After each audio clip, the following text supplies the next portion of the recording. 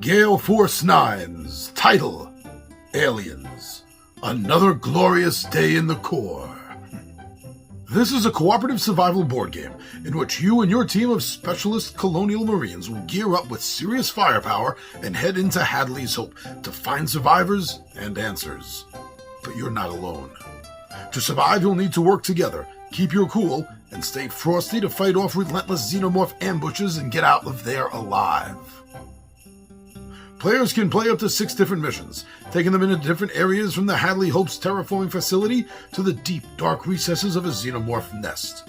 Aliens also offers an exciting campaign mode to play 4 of the missions linked together, so that the players will need to fight relentless xenomorph attacks and keep each other alive all the way to the end of the campaign. The remaining 2 missions are purely about survival. It's kill or be killed. The players are dropped into the game with nothing more than a pistol. They will need to scavenge weapons and gear while hordes of xenomorph aliens are trying to get them. How long can you survive against those odds?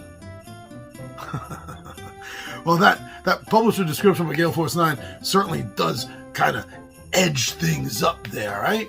And listen, if you are a fan of aliens to begin with, this game is worthwhile to check out.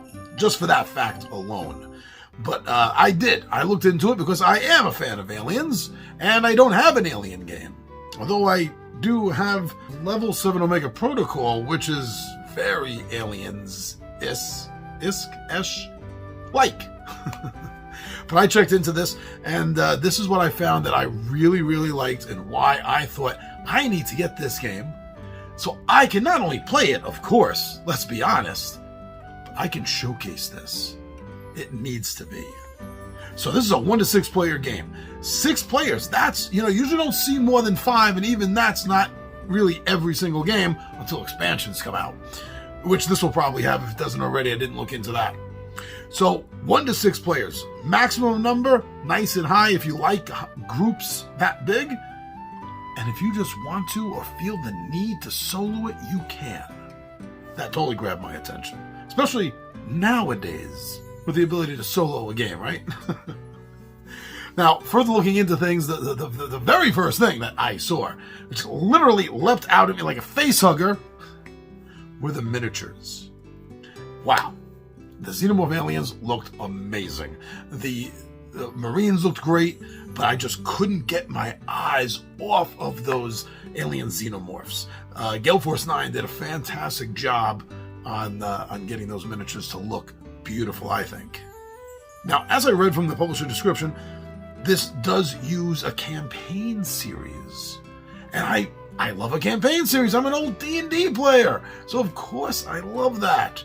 And again, the ability to solo through a campaign. Of course, I'm imagining I'm probably going to have to use multiple Marines under my 1-player control, but still, that sounds really awesome, because that's something you can't do in Level 7 Omega Protocol. It's a 1 versus all game, so you need someone to act like the alien overlord, or in other words, a dungeon master. But in this, you can solo it through a campaign mode that mirrors stories from the movie. If you're a fan of the movie, what better could it be? What better, really? But it does get better. At least I think so. So I saw that some of the mechanics of the game, it uses a deck of cards, an endurance deck. When it's used, it becomes an exhaustion deck kind of thing. But it looked very good because it uses multiple uses for these cards. I dig that. You can use these cards for weapon use, for activating effects, for taking challenge tests.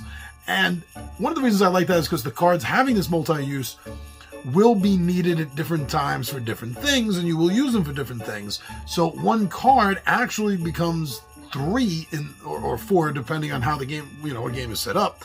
But it becomes 3 or 4 different things that are going to happen as this tabletop adventure you're on unfolds. I like that.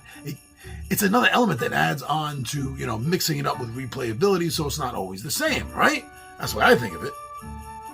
So because this game obviously play 1 player, you're playing against the game. In this sense, it has this motion tracker deck Just like in the movie, when the Marines had the motion tracker, and they could see the dots and the blips coming down at them of the xenomorphs. This has a deck that sort of simulates that. And the cards pulled, I was reading, is dependent on the number of players, but you're always going to have sort of like a partial view. Just like, you're not going to see the entire area all around you. Just like the motion tracker device, you see a certain area in front of you, as they did in the movie, and the cards will do their best in this game to represent the fact that you can only see so much. So that means you never exactly know how much of that xenomorph horde is bearing down on you. That's a little bit of tension, and I like that, because that's what it had in the movie.